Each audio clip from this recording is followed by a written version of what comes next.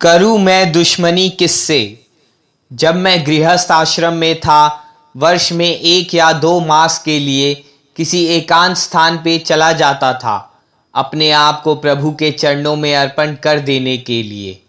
अपने साथ आटा, कुछ दाल और घी, छोटा सा बिस्तर, थोड़े से कपड़े लेकर किसी जंगल में जाकर पत्तों की कुटिया बनाता था।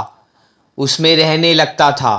दिन में 1 बार 2 रोटियां बनाकर खा लेता था। शेष समय अपने मन में अपने प्रभु के दर्शनों का प्रयत्न करता था।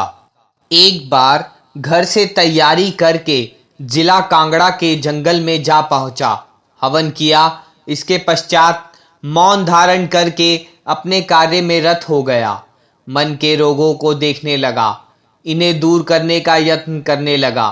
परंतु 1 दिन, 2 दिन, 3 दिन बीत गए, चित्त को शांति नहीं मिली।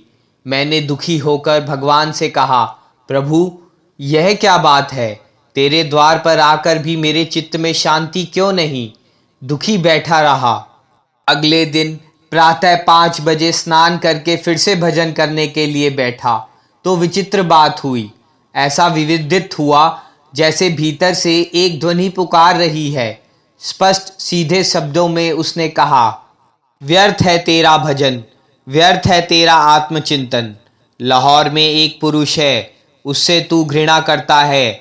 जब तक यह घृणा तेरे हृदय में रहेगी, तब तक मन को शांति नहीं मिलेगी। भजन में जी लगाना चाहता है तो जा, उससे पहले क्षमा मांग। इस घृणा को त्याग दे जो तेरे मन में है। मैंने इसी ध्वनि को सुना तो अशांति का कारण जैसे सजीव होकर मेरे सामने खड़ा हो गया। उसी समय मैंने अपना बिस्तर लपेटा, घर में वापस आया तो फिर घरवाले विस्मय में थे कि यह इतना शीघ्र घर कैसे आ गया। किंतु मैंने किसी से बात नहीं की, सामान रखा और सीधे उस सज्जन के घर गया। उसने मकान पर जाकर पुकारा। वह पुकार सुनकर बाहर आए, आश्चर्य से बोले, आप? मैंने पगड़ी उतार कर उसके चरणों में रख दी। बोला, मैं क्षमा मांगने आया हूँ, मुझे क्षमा करना होगा। वह आश्चर्य करने लगा कि इसे क्या हो गया। मैंने कहा, आश्चर्य में मत पड़ो, मैं जंगल में अज्ञातवास के लिए गया था। वहीं से अंतरात्मा की अंतर्ध्वनि हुई। मैं आत्मचिंतन छोड़कर सीधा यहाँ आ गया। आप क्षमा नहीं करेंगे तो मेरे चित्त को शांति नहीं मिलेगी। यह सुनते ही उसकी आंखों में आंसू आ गए। अपने सीने से लगा लिया उन्होंने मुझको। वे भी रोए, मैं भी रोया, परंतु इस रोने से घृणा की अग्नि शांत हो गई। मैं वापस जंगल में गया, वहां भजन में बैठा तो चित्त में अपार आनंद हुआ। फिर चित्त नहीं लगे, ऐसा ही बात नहीं हुई। कई लोग मेरे पास आते हैं, कहते हैं हमारा भजन करने को जी नहीं चाहता।